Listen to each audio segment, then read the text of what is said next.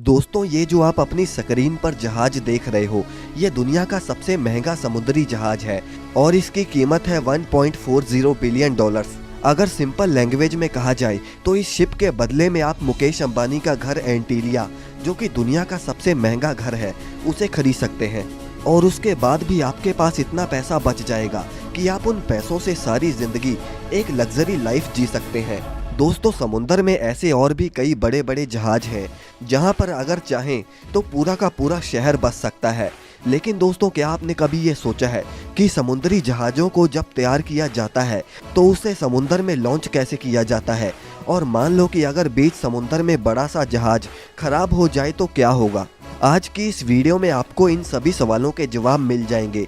बस आप वीडियो को एंड तक देखिएगा। और अगर अभी तक आपने इस चैनल को सब्सक्राइब नहीं किया तो इसे सब्सक्राइब करके अपना काम जरूर पूरा कर दें। तो चलिए वीडियो को शुरू करते हैं। दोस्तों, इन जहाज़ों को देखकर आपके मन में भी सवाल जरूर आता होगा कि आखिर इतने बड़े बड़े जहाज़ों को बनाया कैसे जाता होगा। दरअसल इन जहाज़ों को बनाने में करीब 3 साल का समय लग जाता है। अब सबसे बड़ा सवाल यही है कि इन्हें बनाया कहाँ जाता होगा। अब इतने बड़े जहाज को अगर समुंदर से दूर बनाया जाए तो इसे समुंदर तक ट्रांसपोर्ट करने में करोड़ों रुपए खर्च हो जाएंगे और इसीलिए ऐसे शिप्स को समुंदर के पास ही बनाया जाता है। अब इसके लिए किनारे पर जहाज से बड़ा एक स्पेस बनाया जाता है जहां पर वो पूरी जहाज बनाने के लिए मैन्युफैक्चरिंग प्लांट को बना सकें। अब उस जगह से सारे पानी को निकालकर उस पानी वाली जगह को ठोस बना दिया जाता है और वहीं पर सारी मशीन्स और वर्कर शिप्स को बनाने का काम शुरू करते हैं और वहीं पर खड़ा किया जाता है कई मंजिला शानदार जहाज। दोस्तों, शिप में हमेशा ब्रॉन्ज धातु का प्रोपेलर लगाया जाता है और हमेशा प्रोपेलर्स की गिनती एक से ज़्यादा ही होती है, क्योंकि जितनी तेज प्रोपेलर घूमेंगे जहाज उतनी ही तेज़ी से चलेगा। और सिर्फ ब्रॉन्ज मेटल इसलिए यूज़ किया जाता है कि ब्रॉन्ज धातु कभी खारे पानी में जंग नहीं पकड़ता। दोस्तों, अब जहाज बनकर तैयार हो गया, लेकिन सवाल ये आता है कि इतने बड़े शिप को पानी में कैसे उतारा जाता है।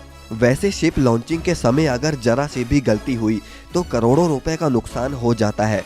जहाज़ों को पानी में उतारने के लिए वैसे 4 टेक्निक्स का इस्तेमाल किया जाता है, जिनमें से सबसे पहली है फ्लोटिंग आउट टाइप लॉन्चिंग।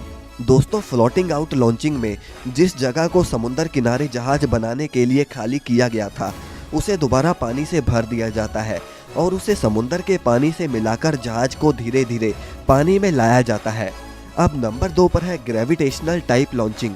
इस तरह की लॉन्चिंग में जहाज को समुद्र किनारे लाकर ट्रेन की पटरी जैसे स्ट्रक्चर पर सेट किया जाता है और सबसे पहले स्ट्रक्चर पर ऑयलिंग और ग्रीसिंग करी जाती है ताकि फ्रिक्शन को कम किया जा सके और जहाज आसानी से पानी में चला जाए। अब इसे ग्रेविटेशनल इसलिए कहा जाता है कि जब जहाज को स्ट्रक्चर पर रखा जाता है तो उसके बाद का काम ग्रेविटी खुद करती है। अब दोस्तों, नंबर 3 पर है एयर बैग लॉन्चिंग। दोस्तों, ये शिप लॉन्चिंग का सबसे सिंपल तरीका है। इसमें सिलेंडर जैसे बड़े बड़े एयरबैग्स पर जहाज को रखा जाता है और उनके साथ ही लुढ़कता हुआ जहाज पानी में चला जाता है। अब इसके बाद नंबर 4 पर है मैकेनिकल टाइप लॉन्चिंग।